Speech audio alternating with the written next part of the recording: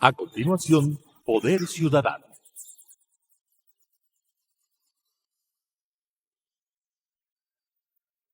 Clasificación B, bajo supervisión de un adulto. Las opiniones vertidas en este espacio por la producción y dirección del programa son de exclusiva responsabilidad de sus autores y de quienes intervienen en ellos.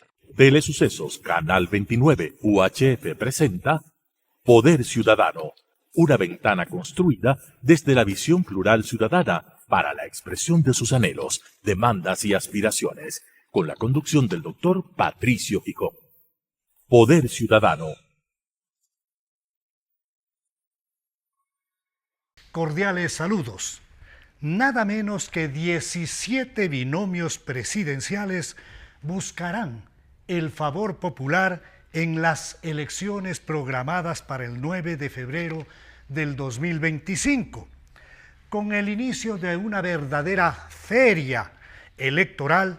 Los ecuatorianos podemos advertir de la necesidad de reparar el código de la democracia que ha permitido una irresponsable dispersión de candidaturas, dejando de lado la consolidación de verdaderos partidos políticos que tengan ideología, planes programáticos, un plan de acción en favor del país y escuelas de capacitación. En esta noche tengo como invitado al doctor Mauricio Alarcón Salvador, director ejecutivo de la Fundación Ciudadanía y Desarrollo. Bienvenido, Mauricio, dentro de esta feria de candidaturas donde se compra, se vende, se alquila, se vocea de todo. ¿Cuál es tu visión del panorama que está sufriendo el Ecuador? ¿Esto hace parte de la megacrisis? Esto tiene que ver con un trasfondo de recortar y de proliferar candidaturas para que quienes tengan una base sólida, incluso no muy grande, puedan tener acceso a una segunda vuelta. ¿Cuál es tu mirada de lo que está ocurriendo en el Ecuador este momento? Patricio, buenas noches. Muy agradecido por la invitación, finalmente coincidir contigo en el espacio y por supuesto un saludo a la audiencia. No puedo sino coincidir en la gran mayoría de lo que has señalado en tu introducción. Hay un problema de fondo en este país que no ha sido abordado de la forma debida, el de los partidos y los movimientos políticos, que no radica única y exclusivamente en el Código de la Democracia, sino en ese sistema hiperpresidencialista y concentrador de poder que nace con la Constitución de 2008. Estamos 16 años claro, han pasado claro. de ese proceso. Y todo fue puesto en el lugar preciso para vivir lo que hoy estamos viviendo. Quienes tuvimos, no sé si la fortuna o la desgracia de formar parte de ese proceso constituyente en minoría, en la defensa de las libertades y de la democracia, anticipamos todo lo que hoy se está viviendo. Curiosamente, a mi invitado muchas veces le llaman correísta, otras veces dicen que es gobiernista, algunas ocasiones del PSC. Ahora que hace este comentario en contra de lo que ocurrió en Montecristi, pues es anticorreísta. Mi invitado, el doctor Alarcón Salvador, es un ciudadano responsable que con independencia mira lo que está ocurriendo y está ahora apuntando a ese hecho cierto. El Ecuador no tiene partidos políticos, tiene cascarones vaciados y tiene estructuras electorales. ¿A quién le convenía en 2008 tener partidos políticos sólidos? ¿A quién le perjudicaba? Claro. ¿Por qué se estableció el sistema que se estableció? ¿Por qué se habló de ese sistema perverso mixto del financiamiento de la política en el que Patricio, Mauricio y la audiencia financiamos la campaña de todos para evitar que las grandes chequeras se tomen el poder? Bueno, eso suena muy bien.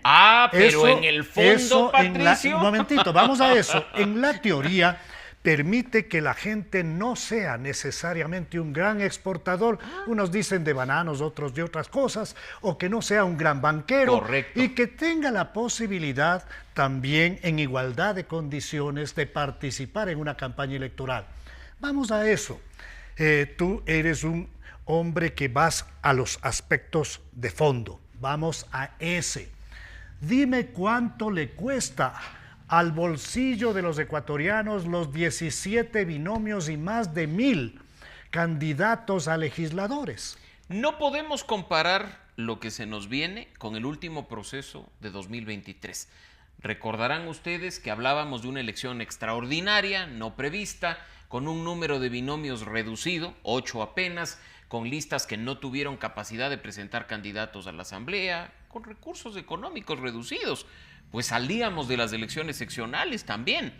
Tenemos que compararlas con las del 2021, donde mira, tuvimos 16 binomios presidenciales. Muy cerca, una ¿no? cifra muy parecida, y ¿Cómo no? eso que en esa época se produjeron algunas alianzas. Pero ya ahí, y te voy a citar un caso muy puntual a propósito de tu pregunta.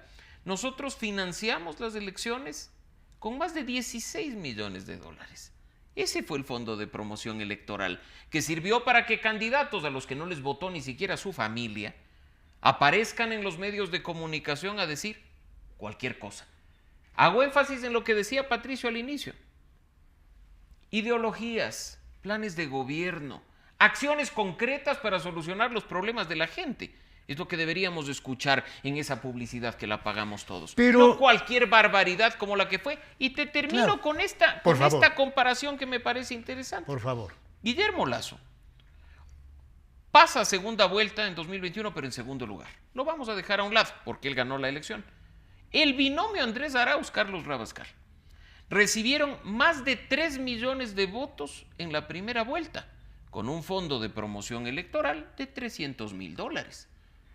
Dividan, pues, los 3 millones de votos para los $300,000 y vamos a decir, pues, mira, estamos hablando de una inversión de aproximadamente 10 centavos por voto. Maravilloso. El que quedó último, ex prefecto de la SUAY, el señor Paul Carrasco, sacó 19,000 votos y recibió los mismos $300,000 de nuestro bolsillo. Mauricio, que tú estás tomando datos oficiales de lo que le costó del presupuesto general del Estado, pero existe también un tipo de financiamiento opaco, un tipo de narcofinanciamiento, y hay una fachada que se llama Consejo Nacional Electoral, que no está haciendo ningún control.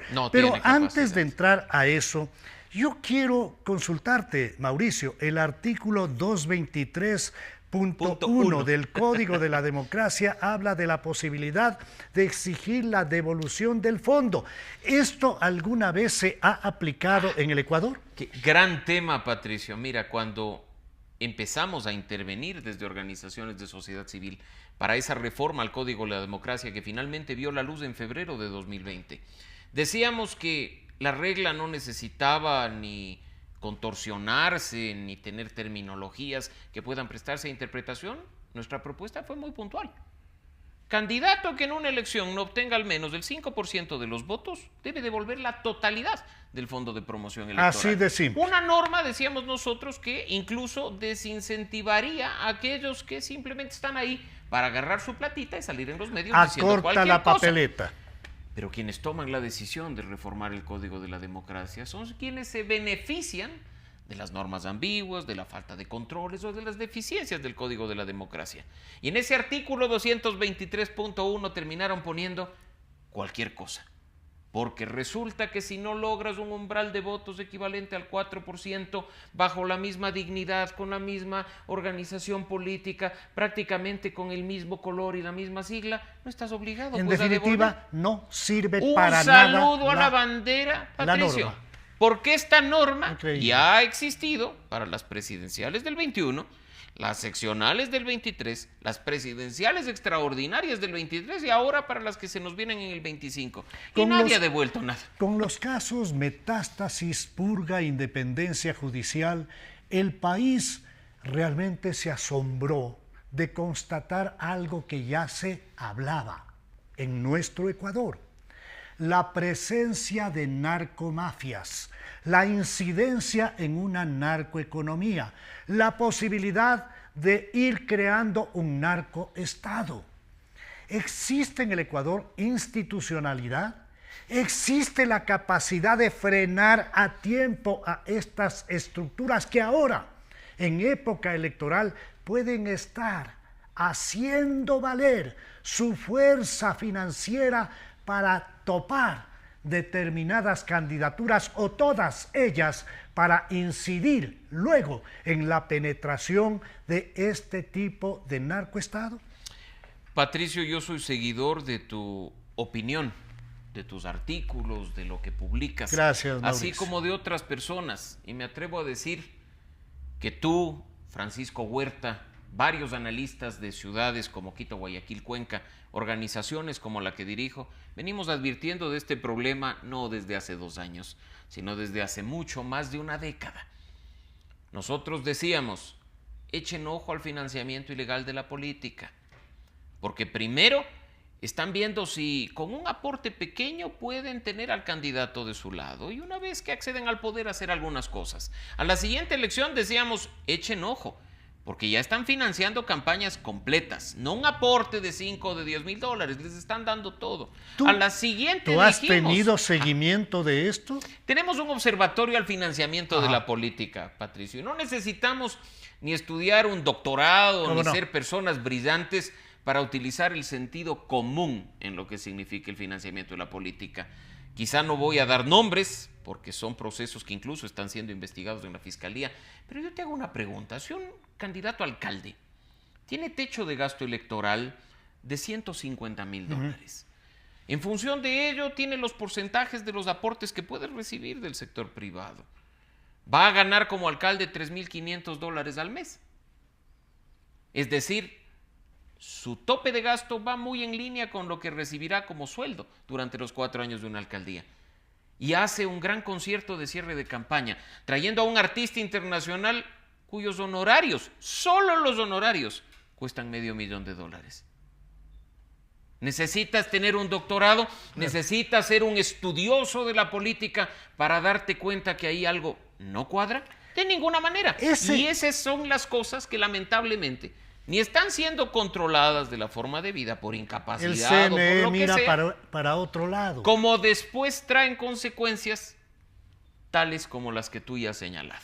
El problema tiene que ver con una acumulación de molestias que tiene un país sin trabajo, sin empleo, sin dinero en el bolsillo, con angustias, con deudas.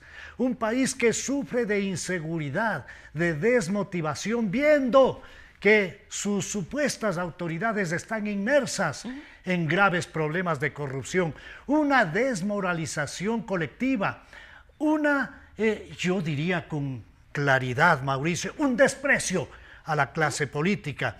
Con todo este escenario y con un gobernante que también ha gastado lo que los analistas llaman, pues, lo que él podía tener para sí, su patrimonio ha ido gastando político y ahora, en medio de una crisis, cree que está sencillo entrar a la segunda vuelta.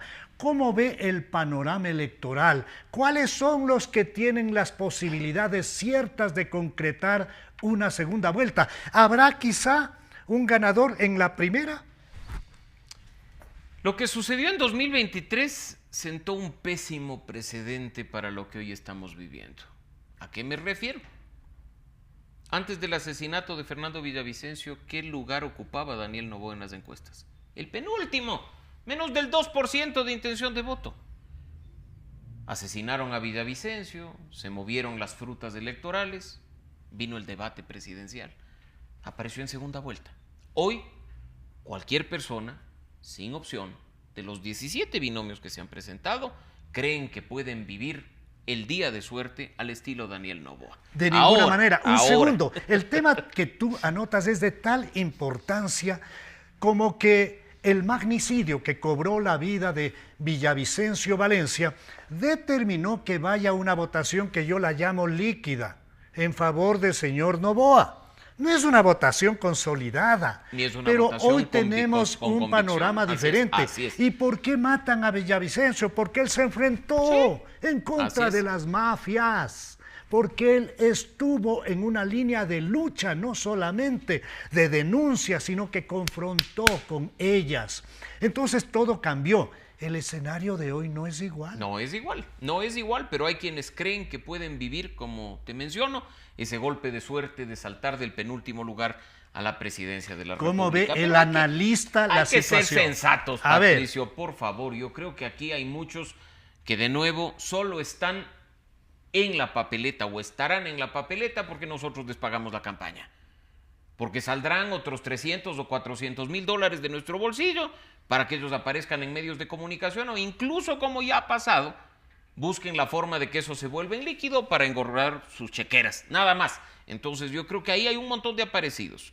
Hay otros que son producto del camisetazo, que ayer estaban con el partido X, antes de ayer con el Y y hoy están con el Z, que no les importa el vehículo, que no les importa compartir lo que tú decías al inicio, ideología, plan de gobierno, plan de acción, lo único que les interesa es el poder. Y otros que, diría yo, con alguna sensatez, quieren en realidad pelear la presidencia de la República. De los 17, yo no creo que se reduzcan, como muchos creen, ni a 8 ni a 10 binomios finalmente en la papeleta, incluso produciéndose esta alianza de izquierdas de la que tanto se habla. Yo creo que tendremos un panorama en el que quizá 14 binomios estén peleando por la presidencia, de los cuales 7 están fuera. ¿Te atreves tú a plantear un escenario de segunda vuelta?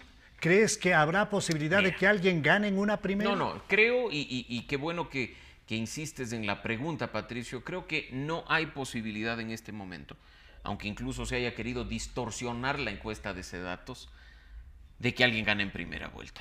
Comparto ese criterio. No hay forma de que se produzca ese triunfo. Es que no dicen claramente que Sedatos está mencionando un 70% de la población ecuatoriana que no tiene idea de nada, no ha tomado ninguna línea de decisión. Eso también es desinformación, pero insisto, veo muy difícil que en el escenario de febrero de 2025 pero ¿a quiénes les ves peleando? Mira, yo necesito que el analista un poco nos comente. De un punto. ¿Sí? Hay un actor que llegó a la política para quedarse, y para quedarse un buen tiempo, la Revolución Ciudadana, el correísmo. Debilitado. Pero creo que ellos han comprendido que hasta perdiendo ganan, y que en este momento les resulta más rentable no ser gobierno y ser oposición en la Asamblea. Yo tengo una hipótesis, Mauricio. Yo creo que a Rafael Correa no le interesa ganar la presidencia de la República. Esa es una hipótesis. Él plantea una candidatura de Luisa González y la de un hombre que realmente no tiene pues un aprecio, ni siquiera dentro de esas filas y tampoco fuera de ellas.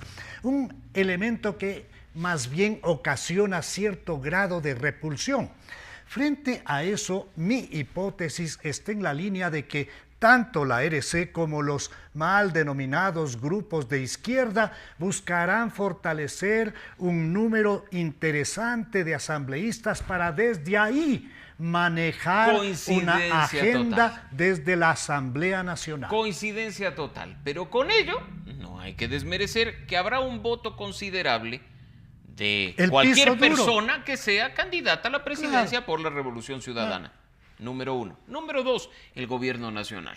Indiscutiblemente, un presidente candidato tiene opciones de pelear en el estado actual por permanecer en el cargo. ADN es un actor político que va a pelear la segunda vuelta. A pesar de déficit de gestión, totalmente, a pesar de problemas que tienen que ver precisamente con la falta de empleo, de trabajo, con la inseguridad, con la violencia y ahora con los apagones que regresan. A pesar de eso, ¿tú crees que él puede estar en la segunda vuelta? A pesar de eso, creo que hay opciones de que Daniel Noboa pelee la segunda vuelta. Comparto ese criterio. Creo que hay una tercera persona que más bien es la que con temor deben estar viendo en el Palacio de Carondelet, porque entra a pelear electorado y entra a confrontar directamente al presidente Noboa, que es el señor Jan Topic. Él no ha creado una figura en torno a una organización política, fue social cristiano, hoy aparece en Suma, hace movidas muy interesantes comunicacionales, tiene un trabajo bastante callado y silente en territorio, en las redes sociales, va a pelear el ingreso a la segunda vuelta. Mauricio, hay una cosa curiosa. Yo estaba cerrando una columna donde digo lo siguiente.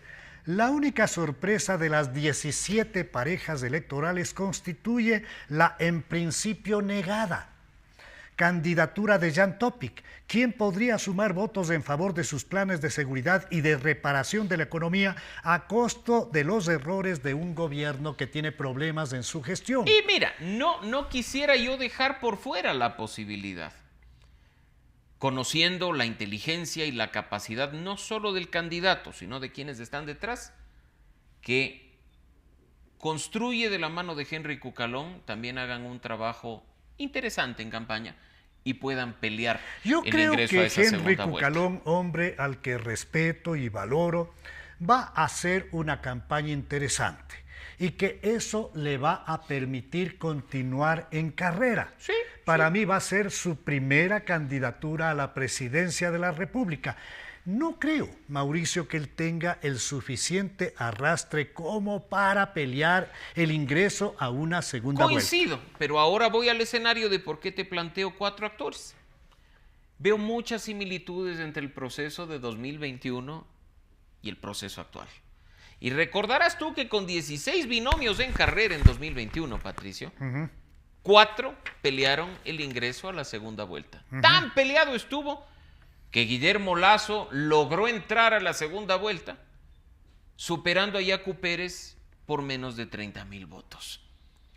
La sorpresa de Javier Hervas lo puso en pelea y los 4 candidatos, Arauz, Lasso, Pérez y Hervas, concentraron el 88% de la votación. Mauricio Alarcón tiene credibilidad, confianza en la tarea del CNE. Mira, en lo que respecta al conteo de votos, sí. Sí. Sí, yo te digo, a diferencia de muchos analistas que tienen dudas sobre el tema del trabajo del CNE al momento de procesar la votación, te digo, el hecho de que desde Ciudadanía y Desarrollo, organizaciones que trabajamos lo electoral, hayamos estado Pero ahí deben viendo. ya ser cambiados. Sí, es no, hora de pero por favor, refrescar. eso no es un asunto, Patricio, de que a mí me caigan bien o me caigan mal, o de que te diga que las elecciones no tengo dudas ni miedos por Mauricio. los votos. El periodo venció, Patricio, y ese inepto consejo de participación no supo hacer el trabajo para una renovación parcial que debía haberse dado hace 3 años. Sin duda. 3 años. Sin duda. Eso es impresentable. Aquí no estamos defendiendo a nadie. En el último minuto del programa Poder Ciudadano, quiero dejarle a mi invitado, el doctor Mauricio Alarcón, la posibilidad de que dirija un mensaje. En nosotros radica la mayor responsabilidad al momento de elegir. Si usted sigue votando por camiseteros, no espere una asamblea distinta. Si usted vota por personas incoherentes ideológicamente o que no le presentan propuestas concretas para salir de esos problemas establecidos como prioritarios por nosotros, los ecuatorianos, no se queje de lo que viene después. Aprendamos a dar el poder que corresponde a nuestro voto, que no es simplemente rayar una papeleta, es hacer la diferencia respecto de los 4 años que vienen. Es un voto responsable. Es un voto que tiene que ir mucho más allá de simplemente hacerlo porque alguien nos cae bien, porque alguien nos gusta físicamente o porque alguien baila bonito en redes sociales. Suena a frase reiterada una y otra vez, pero en febrero de 2025 los ecuatorianos tenemos una vez más, afortunadamente, la posibilidad de cambiar el rumbo del país con una decisión que empieza por rayar una papeleta. El talento y la seriedad de mi invitado Mauricio Alarcón. Con ustedes nos volvemos a encontrar en la señal de Telesucesos el próximo viernes, el sábado a las 21:30 y luego estaremos en redes sociales. Una buena noche. Las opiniones vertidas en este espacio por la producción y dirección del programa son de exclusiva responsabilidad de sus autores y de quienes intervienen en ellos. Telesucesos Canal 29 UHF presentó Poder Ciudadano, una ventana construida desde la visión plural ciudadana para la expresión de sus anhelos, demandas y aspiraciones, con la conducción del doctor Patricio Gijón. Poder Ciudadano,